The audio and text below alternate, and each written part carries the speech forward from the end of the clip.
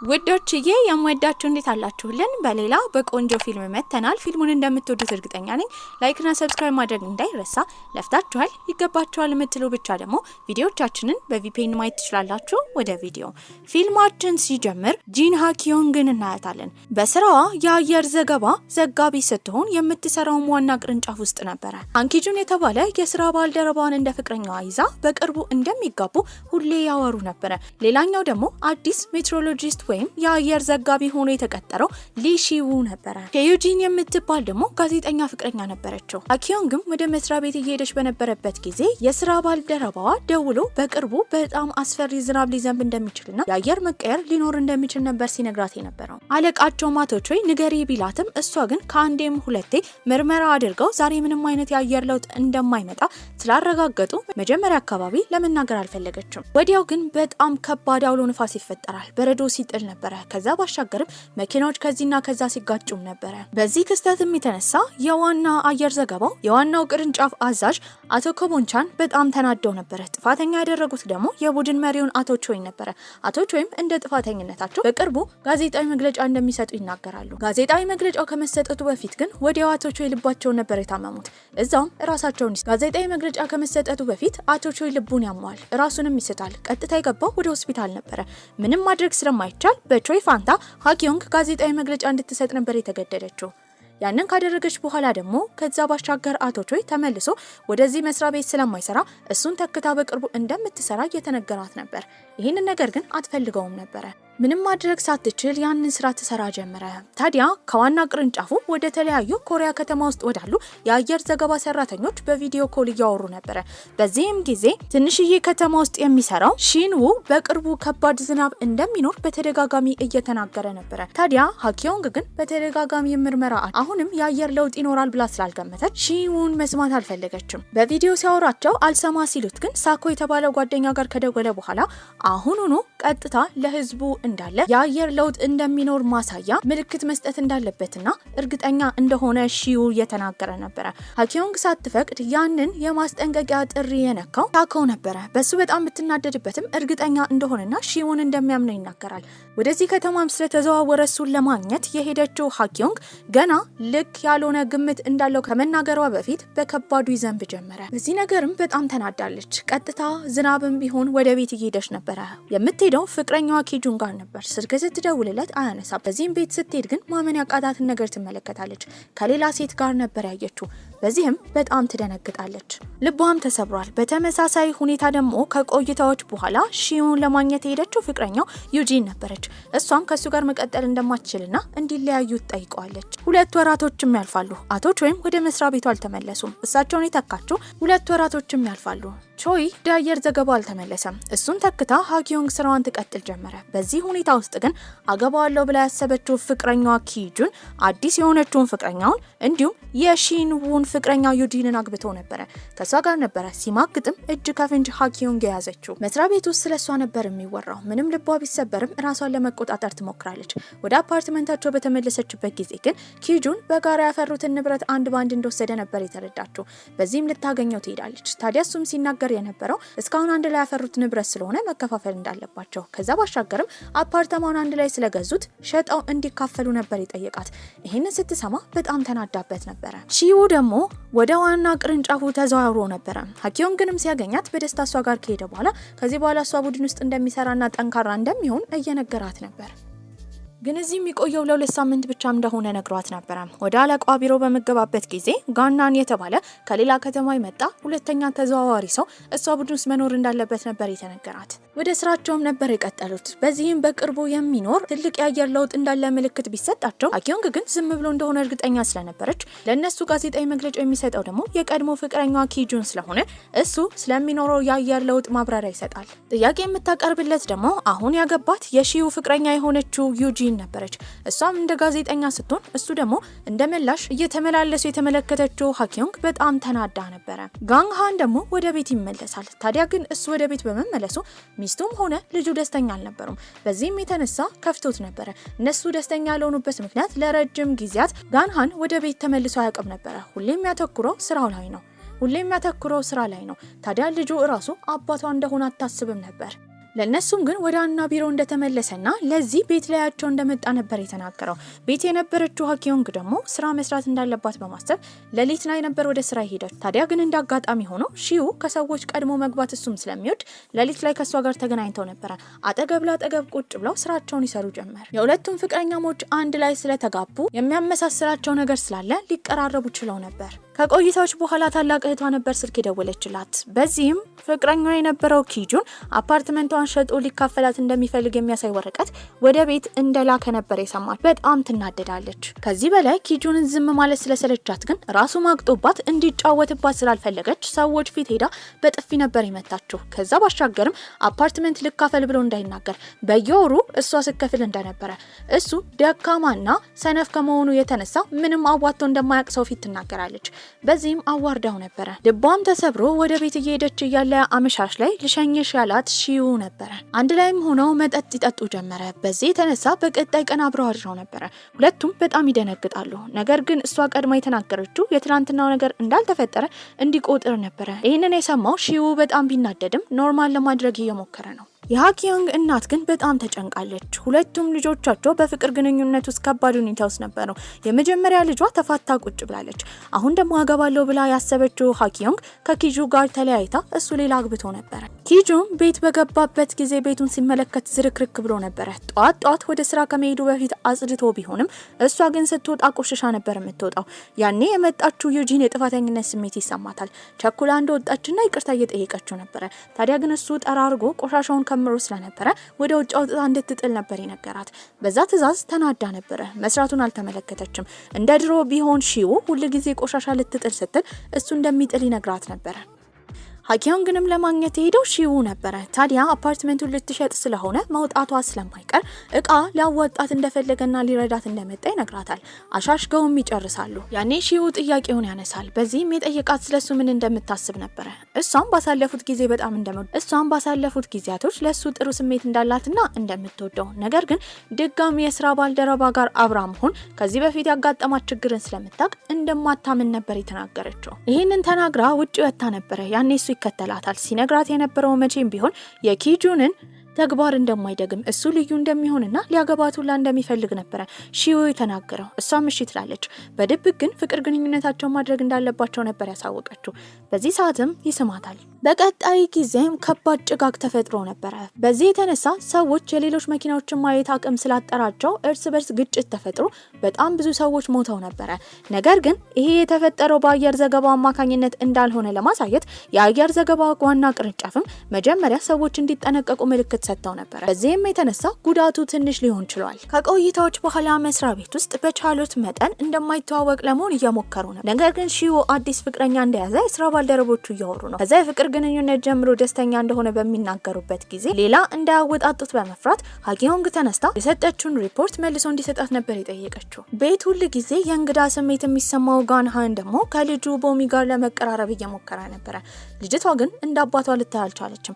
በዚህ ነገር በጣም አዝኖ በነበረበት ጊዜ ሚስቱ በንዴት ስትናገር የነበረው ቦሚን በወለደችበት ጊዜ እንኳን ስታምጥ መጥቶ እንዳላያት፣ በዚህም የተነሳ ልጇን ብቻዋን እንዳሳደገች፣ ታዲያ አሁን እንደ ድንገት መጥቶ አባት ለመሆን እንዳይሞክር ነበር የነገረችው። አሁንም ግንኙነታቸው ሊቀጥል እንደማይችል፣ ታዲያ እሱ ቤት ባለመኖሩ ምክንያት ሰዎች ፈት እንዳሉ፣ ያሱ ቤት ባለመኖሩ ምክንያት ባል የሌላት ባሏ የሞተባት ሁላ ሰዎች እንደሚመስላቸው ትናገራለች። ከመስሪያ ቤት ስትወጣ እንደ ድንገት ሊፍት ውስጥ ሃኪዮንግ የተገናኘችው ከዩጂን ጋር ነበር። ዩጂን ጋዜጠኛ ስለሆነች በቅርቡ ስላለው አየር ለውጥ አለመጠየቅ ልታደርግላት እንደምትፈልግ ትነግራታለች። ሃኪዮንግም ስራ ስለሆነ ተስማምታ ነበረ። ቁጭ ብለው እየጠጡ አውርተዋል። ነገር ግን በቀጣይ ቀን የወጣውን ጋዜጣዊ መግለጫ ስትመለከት በጣም ትናደዳለች። የአየር ዘገባ ዋና ቅርንጫፍ የሆኑ ሰራተኞች ሆን ብለው ለሰዎች ምንም አይነት የአየር ለውጥ ምልክት ቢያዩ ይፋ እንደማያወጡ የሚያሳይ ጽሁፍ ነበረ። በዚህም የተነሳ ተናዳ ሃኪዮንግ ልትናገራት ዩጂን ጋር ሄዳ ነበረ። ዩጂን ግን ከዚህ ቀደም ቃለ መጠይቅ ስታደርግላት የመለሰችላት መልስ ስለሆነ ከዛ ያወጣችው ምንም ነገር እንደሌለ ትናገራለች። ያኔ ተናዶ የመጣው ባሏ ባሏ ኪጁን ነበር። እሱም ይጮሃል። የመስሪያ ቤቱን ስም እንዳበላሸች እየተናገረ ነበር።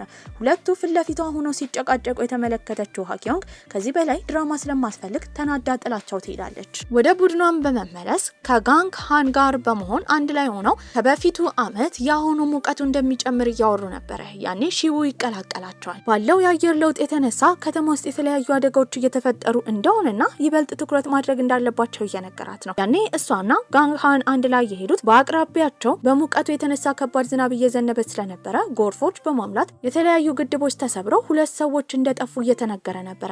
በዚህም የተነሳ ሰዎቹ ደህና መሆናቸውን ለማረጋገጥ ይሄዳሉ።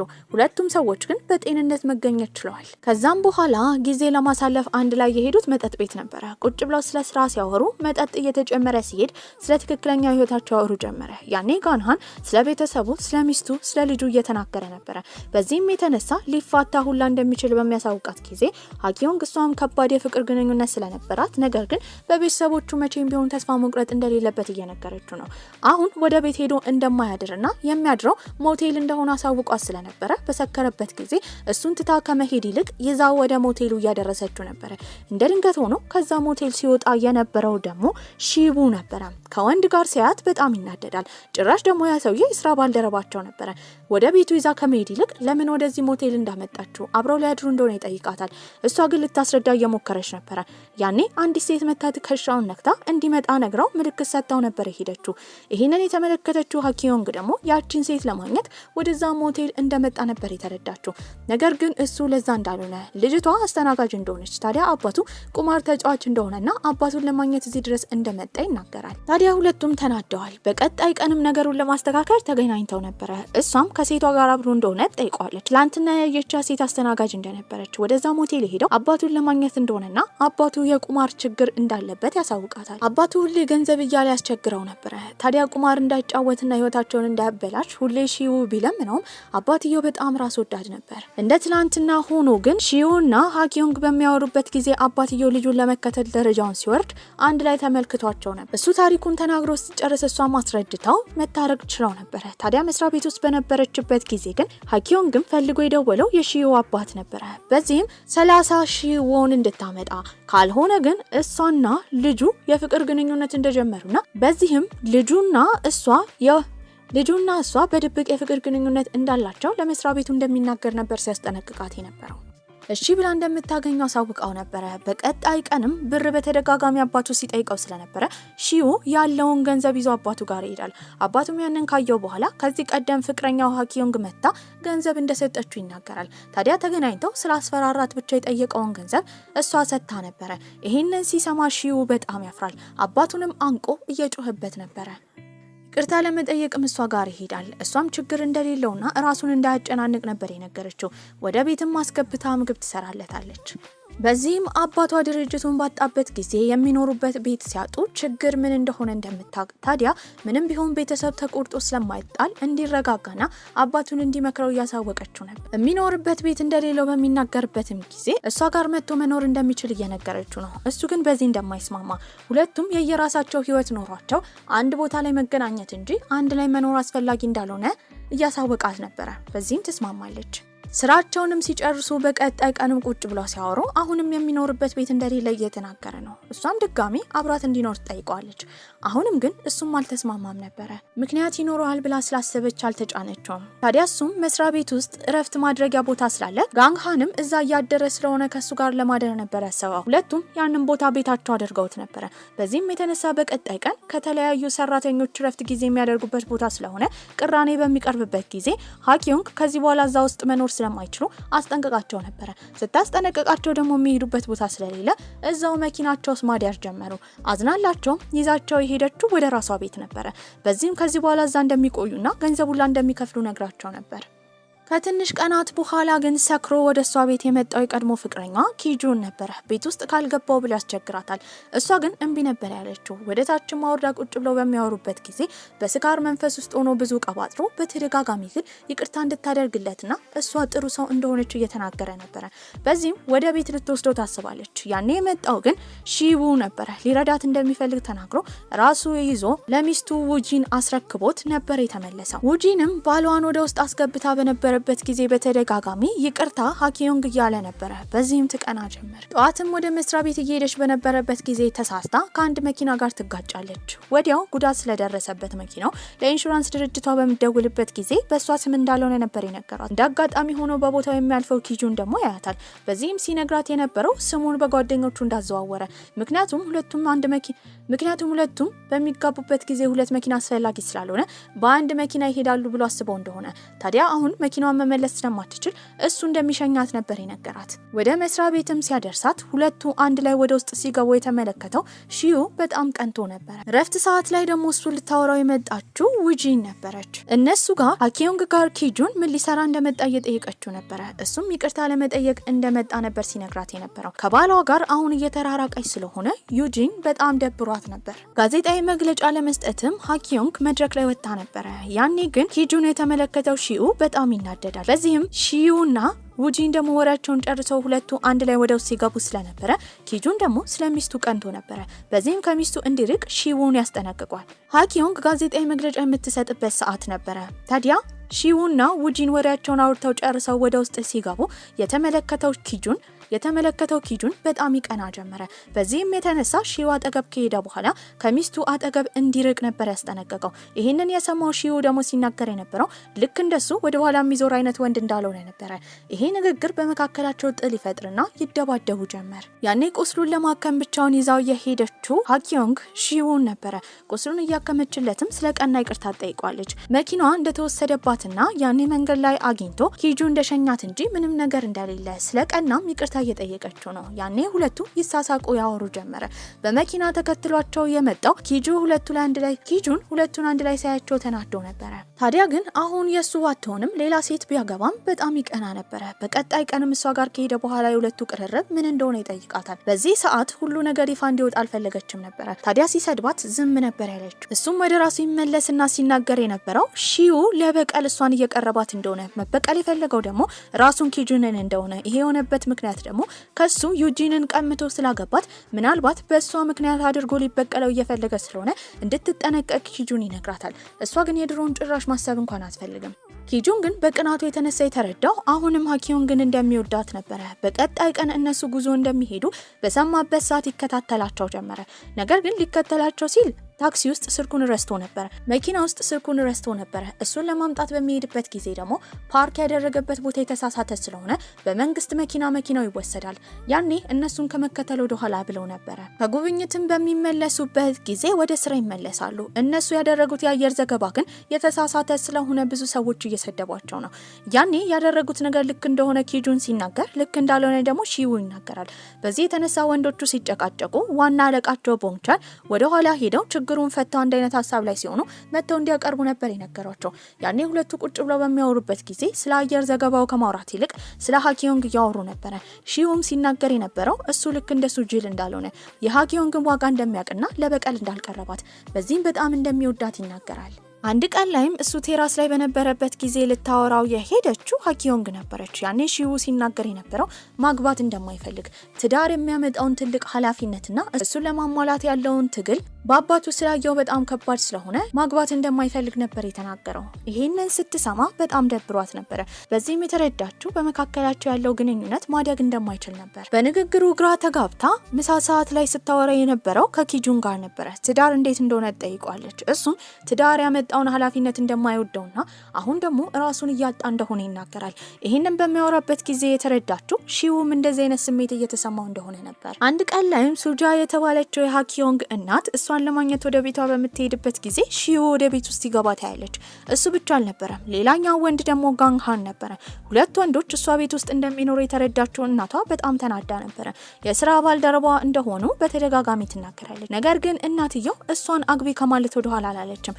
በዚህም ወንድ እንደምትመርጥላት ሁላ ሳውቃት ነበረ።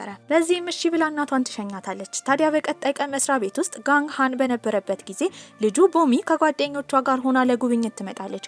የአየር ዘጋቢ መሆን ስለምትፈልግ ለልምድ ቀሰማ ነበር ወደዛ የመጡት። ይህንን አጋጣሚ ተጠቅሞ ጋንግሃን ከልጁ ጋር በደንብ ያወራል። የስራውን መክበድ ከነገራትም በኋላ አባቷ ወደ ቤት የማይመለስበትን ምክንያት እየተረዳች ነበረ። ሲሰራበት የነበረው የአየር ዘገባ ስፍራ ደግሞ ዋና ከሚኖሩበት ቤት በጣም ሩቅ ስለሆነ አባቷን ተረድታ የተናገረችው ለእናቷ ነበረ። እናትየው ግን በጣም ትናደዳለች። ከዚህ በኋላ ጋንግሃንን አባቷን እንድታገኘው እንደማትፈልግ እናትየው ተናግራ ነበረ። ነገር ግን ልክ እንደ አባቷ የአየር ዘጋቢ መሆን የምትፈልገው ቦሚ አልተስማማችም ነበር። በቀጣይ ጊዜም ድርጅታቸው ውስጥ ወደ ጄጆ ደሴት ሄዶ ዘገባ ማድረግ ያለበት ዘጋቢ መኖር እንዳለበት አቶ ቦንቻን እየተናገሩ ነበረ። ይሄ ነገር እንድትመርጥ ሀኪዮን ሲነገራት እሷም ልትመርጥ ያሰበችው ሺውን ነበረ። ዘገባ ላይ በጣም ጎበዝ ስለሆነ እሱም ለትንሽ ቀናት ከሷ ጋር እንደሚለያይ ቢያስብም በዚህ ስራ ተስማምቶ ነበረ። ዩጂን ደግሞ ከባሏ ጋር ያላት ግንኙነት በጣም እየተራራቀ ስለሆነ ለትንሽ ጊዜ ለራሷ ማሰብ ስለምትፈልግ ወደ ተወለደችበት ከተማ ቤተሰቦቿ ጋር እንደምትሄድ ተናግራ ይቅርታ ጠይቃው ትሄዳለች። በቀጣይ ጊዜም ጋንግሃንን ድጋሚ ለማግኘት ልጁን ቦሚ መታ ነበረ። በዚህም የተነሳ ስለ ልጁ በኩራት እያወራ ከሰራተኞቹ ጋር እያስተዋወቃት ነበረ። ምግብ በሚበሉበት ጊዜ ግን እሱ የተጠበሰ ስጋ ነበረው። ያኔ አንስቶ ለሷ ይሰጣታል። እሷም አባቷ ስለሰጣት በደስታ ተመግባ ነበረ። ነገር ግን መጸዳጃ በምትሄድበት ጊዜ መተንፈስ ያቅታታል። የስጋ አለርጂ ነበረባት። እዛው ትወድቃለች። ይህንን የሰማው ጋንግሃንም በጣም ደንግጦ ወደ ሆስፒታል ወስዷት ነበረ። ሚስትየውም ይህንን ስትሰማ ልጇ እንደዚህ የሆነችበት ምክንያት እሱ ስለሆነ በንዴት ቅጥል ነበር ያለችው። ታዲያ ከዚህ በኋላ አንድ ላይ መሆን እንደማይችሉ የልጁን አለርጂ ያላወቀበት ምክንያት ስራ በማለቱና ወደ ቤት ባለመምጣቱ ምክንያት እንደሆነ፣ ታዲያ በቅርቡ የፍቺ ወረቀት እንደምትልክለትና እንደሚፋቱ ነበር ያሳወቀችው። ኪጁንም ሚስቱን አፍቃው በተደጋጋሚ እንድትመለስ ቢጠይቃትም ዩጂን ግን ለመመለስ ፍቃደኛ አልነበረችም። ወደ ጄጁ ደሴትም ሺው ሄዶ ነበረ። ታዲያ መጀመሪያ የአየር ዘገባ መስሪያ ቤት ውስጥ እንደገባ ፊት ለፊቱ ያለውን ማፕ በመመልከት ወዲያው የቱ ጋር እንደሚዘንብና የዛ ድርጅት ዋና ኃላፊም እንዳየችው በጣም ስለወደደችው በአቅራቢያ የሚኖሩ የአየር ዘገባዎችን ሄዶ እንዲዘግብ ነበር የጠየቀችው። ታዲያ እሱ ወደ ተራራው ጫፍ ለመሄድና ምርመራ ለማድረግ ባሰበበት ጊዜ ከስራ ባልደረባው ጋር ሲሄድ እንደ ድንገት መንገድ ላይ የተገናኘው ከዩጂን ከእናቷና ከወንድሟ ጋር ነበር። በዚህም የተነሳ ህፃኑ ልጅ እየሮጠ ያቀፈው ሺውን ነበረ። በዚህም ለአየር ዘገባ እንደሚሄድ በሰማበት ጊዜ ልጁም አብሮት መሄድ እንደሚፈልግ ነበር የነገረው። በዚህ ተስማምተውም አንድ ላይ ይሄዳሉ። ወዲያ እሱ ፊኛውን በሂሊየም እየሞላ ነበረ። ይሄ ነገር በቦታ ያሉ የአየር ለውጦችን ለመረዳት ይጠቅማቸዋል። ነገር ግን ህፃኑን እየተመለከተ ብዙ አየር ስለሞላ ፊኛው ይፈነዳል። ወዲያው እሳት ነበር የፈጠረው። አይኑ ላይም ትልቅ ጉዳት ይደርሳል። የተወሰደው ወደ ሆስፒታል ነበረ። እሱ ጉዳት እንደደረሰበት የሰማችው ሀኪዮንግም ስቅ ብላ ታለቅሳለች። የስራ ባልደረቦቿ እንዲያውቁ ስላልፈለገች ግን ራሷን ተቆጣጥራ የትኛው ሆስፒታል እንዳለ ታጣራ ጀመረ።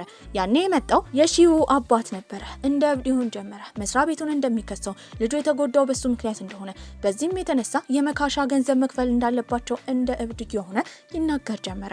ይሄንን የተመለከተችው ሀኪዮንግ አመሉን ስለምታውቅ ብቻ እሱ ወደ ጄጁ ደሴት እንዲሄድና የልጁን ሁኔታ ከተመለከተ በኋላ መካሻ ገንዘብ እንደሚከፍሉ ነበር የነገረችው። ያኔ ኪጁንም አብሯት ተከትሏት መሄድ እንደሚፈልግ ተናግሮ አለቃው እረፍት ተቀብሎ አንድ ላይ ከአባትየው ጋር ሆነው ወደ ሆስፒታል ይሄዳሉ።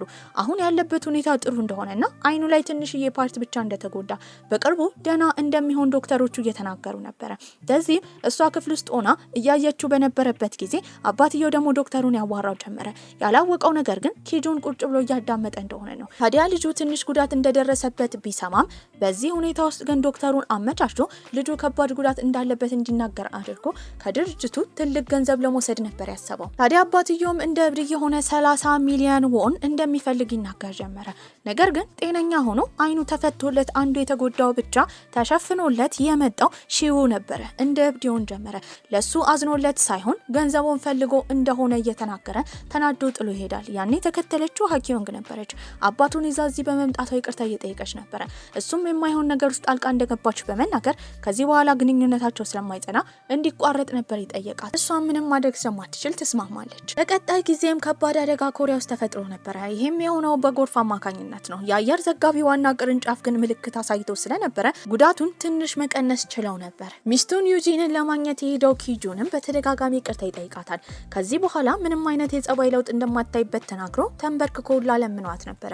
ዩጂንም ይቅርታ ታደርግለታለች። ከሚስቱ ጋር መፋታት ያልፈለገው ጋንግሃንም ሚስቱን የመጨረሻ እድል እየጠየቃት ነበረ። ከዚህ በኋላ እሷ እንዳለችው እንደሚሆን፣ ታዲያ ግን መፋታትን ስለማይፈልግ ለ3 ወር ብቻ እንድትሞክረው፣ ጸባዩ ካልተቀየረና ማፋታት የምትፈልግ ከሆነ በሰላም እንደሚፋታት ይናገራል። እናትየውም ይህንን ከሰማች በኋላ 2 ወር ብቻ እንደምትሰጠው ነበር የተናገረችው። በዚህም በቀጣይ ቀን ጠዋት ቁርስ ይዞ ነበረ ለቤተሰቡ ሄደው። ከቤተሰቡ ጋርም ጥሩ ጊዜ እያሳለፈ ነው። ነገር ግን እና ሀኪዮንግ ጋር መስሪያ ቤቱ የተጥለቀለቀው ሀኪዮንግና ሺው ፍቅረኛሞች እንደነበሩ ሲወራ ነበረ።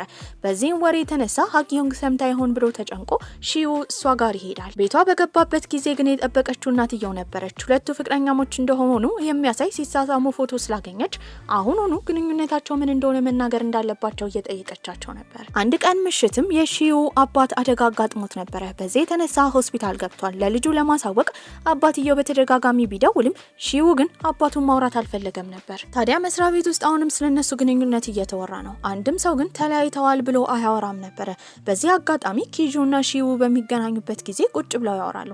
ኪጁን ሲናገር የነበረው ከሃጊዮንግ ጋር መለያየቱ ጥፋት እንደሆነ፣ ታዲያ በጣም ጥሩ ሴት ስለሆነች እስካሁን እንደሚቆጨው ይናገራል። ከሱ ጋር አውርቶ ሲጨርስም ሺው የሄደው እሷ ጋር ነበረ። በዚህም ሲነግራት የነበረው መለያየታቸውን ለማንም እንዳትናገር፣ ታዲያ ድጋሚ ወሬ እንዲወራባት እንደማይፈልግ ያሳውቃል። በሌላ በኩል ደግሞ ይጂን ኪጁንን ለማግኘት ነበር ሄደችው።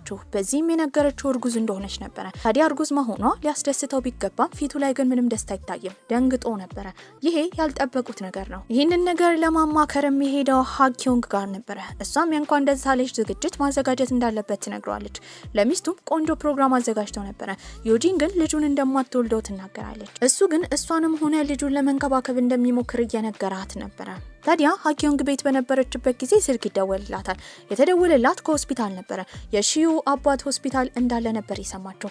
ለማረጋገጥም ቀጥታ ወደ ሆስፒታል ትሄዳለች። በዚህም ሳምባው ከጥቅም ውጪ እንደሆነና ካንሰሩላ ሊኖርበት እንደሚችል ነበረ ዶክተሩ ይነገራል። ታዲያ ንቅለ ተከላ እንዲደረግለትም ታስባለች። ጋናን ደግሞ አሁን ከሚስቱ ጋር ጥሩ ላይ ስለሆነ ለሷ ይደውልላትና ልጃቸው ቦሚ ልደቷ ስለደረሰ ምን አይነት ስጦታ መስጠት እንዳለበት እንድታማክረው ይጠይቃታል። እሷ ግን ከስጦታው ይልቅ አንድ ላይ ሬስቶራንት ጊዜ ቢያሳልፉ ጥሩ ሆነ ነበር የነገረችው። ሺውም ይቅርታ ለመጠየቅ ሃጊዮንግ ጋር ነበር ሄደው እስካሁን ያለው ጸባይ ጥሩ እንዳልሆነ፣ ታዲያ አባቱንም ስለረዳችለት እያመሰገናት ነበር። ከዚህ በፊት የምንለያይ ያላት ስላልወደዳት ሳይሆን በአባቱ ችግር ውስጥ ሊከታት ስለማይፈልግ እንደሆነ እየተናገረ ነበረ። እሷም ችግር እንደሌለው እንደነገረችው ወዲያው ያቅፋታል። ሊያጣት እንደማይፈልግና አሁንም እንደሚወዳት ነበር ሲነግራት የነበረው። ጋንግሃን ደግሞ ከቤተሰቦቹ ጋር ቀጠሮ ይዞ ወደ እነሱ እየሄደ በነበረበት ጊዜ ከመስሪያ ቤት ስልክ ይደወልለታል። በዚህም ተመልሶ መጨረስ ያለበት ስራ እንዳለ ነበር የሰማው። ያኔ በጣም አዝኖ የደወለው ለሚስቱ ነበር። ሚስቱም ይህንን ስትሰማ በጣም አዝናለች። ቦሚ ግን የአባቷን የስራ ችግር ስለተረዳች ምንም አላዘነችም፣ ደስተኛ ነበረች። ሃጊዮንግም ሺውን ይዛው የሄደችው አባትየው ወደተኛበት ሆስፒታል ነበረ። ሄዶ እንዲያናግረው ጠይቋለች። ታዲያ አባቱ ካንሰር እንዳለበት በሰማበት ጊዜ በጣም ያዝናል። እሱ ጋርም ሄዶ ስቅስቅ ብሎ እያለቀሰ ነበረ። ነገሮች የተለዩ ቢሆን ምኞቱ ነበር። በሌላ በኩል እነ ኪጁን ተኝተው በነበረበት ጊዜ ዩጂን ሆዷን በጣም እያመማት ነበረ። ተጣድፎም ወደ ሆስፒታል ይወስዳታል። ያኔ ማህፀኗ እየተለጠጠ ስለሆነ ቁርጠቱ ለዛ እንደሆነ ነበር ዶክተሯ የነገረቻት። የልብ ምቱን በሰሙበት ጊዜ ግን ሁለቱም ውስጣቸው ይነካል። ኪጁንም ቃል የገባው ሚስቱንም ሆነ ልጁን እንደሚንከባከብ ነበረ። በቀጣይ ቀን የሺው አባት ግን ከሆስፒታል አምልጦ ነበረ። በዚህም የደወለለት ለልጁ ሺው ነበረ። ነገሩን ቢያስተካከል ድሮ ላይ ጥሩ አባት ቢሆንለት ምኞቱ እንደሆነ፣ ታዲያ ግን አሁን መታከም እንደማይፈልግ እጣ ፈንታ የሰጠችውን እንደሚቀበልና እንደሚገባው፣ እሱ ግን ጥሩ ህይወት እንደሚገባው፣ ሃጊዮንግ በጣም ጥሩ ሴት እንደሆነችና ከሷ ጋር እንዲጋባ እየመከረው ነበረ። ታዲያ ሺው ደግሞ በተደጋጋሚ አባቱን ሕክምና እንዲያደርግ እየጠየቀ ስቅስቅ ብሎ እያለቀሰ ነው። በዛ ሰዓት ግን በቦታው ስታልፍ የነበረችው የሃጊዮንግ እናት ሰምታው ነበረ። በመቀጠል ደግሞ ቦሚ ቤት ውስጥ በነበረችበት ጊዜ ተመለከተችው። እናትየው አባቷን ጋንግሃንን ለመፍታት የፍች ወረቀት እንዳዘጋጀች ነበረ። ቦሚን በጣም ታዝናለች። አሁን ከአባቷ ጋር እየተቀራረበች ስለሆነ እንዲለያዩ እንደማትፈልግ እየተናገረች ነበረ። ያኔ ሚስትየው ሄደችው ጋንግሃን ጋር ነው። ለልጃቸው ስትል እንዲፋቱ እንደማትፈልግ ትናገራለች። ጋንግሃንም ይህንን ነገር ሲናፍቀው ስለነበረ በጣም ደስ ብሎት ጥብቅ አድርጎ ነበር ያቀፋት። እናትየውም ውጪ ቁጭ ብላ ነበረ ሃጊዮንግን ስትጠብቃት የነበረው። ታዲያ ሃጊዮንግም ወደ ውስጥ ታስገባታለች። በዚህም ስትናገር የነበረው ሺው ከአባቱ ጋር ሲያወራ እንደሰማች በጣም እንደሚያሳዝን፣ ከዚህ ቀደም ግንኙነታቸውን ባትፈቅድም አሁን ግን አብረው እንዲሆኑ ምክሯ እንደሆነ በመናገር እናትየው መርቃቸው ነበረ። ከቀናትም በኋላ የአየር ዘገባ ዋና ቅርንጫፍ ድርጅቱ ጋር ውጪ በነበረችበት ጊዜ እሷን ሊያወራት ከቀናት በኋላ የመጣው ሺው ነበረ። ያ ቀን ኮሪያ ውስጥ የመጀመሪያ በረዶ የዘነበበት ቀን ነበረ። በዚህም በረዶ ታጅቦ ሺው ሲናገር የነበረው ትዳርን ሲፈራ እንደነበረ፣ ነገር ግን እሷ አጠገቡ እስከሆነች ድረስ ማንኛውንም ችግር እንደሚጋፈጥ አሁን እንዳወቀና እንዳረፈደ ተስፋው እንደሆነ ይነግራታል። እሷም እንዳረፈደ ነበር የነገረችው። ሁለቱም ስሜታቸውን ይገላለጻሉ። ታዲያ ወደፊት እንደሚጋቡ እያሰቡ በዚህ ቆንጆ አስተላለቅ ፊልማችን እዚህ ላይ አብቅተዋል። ደህና ቆዩልኝ።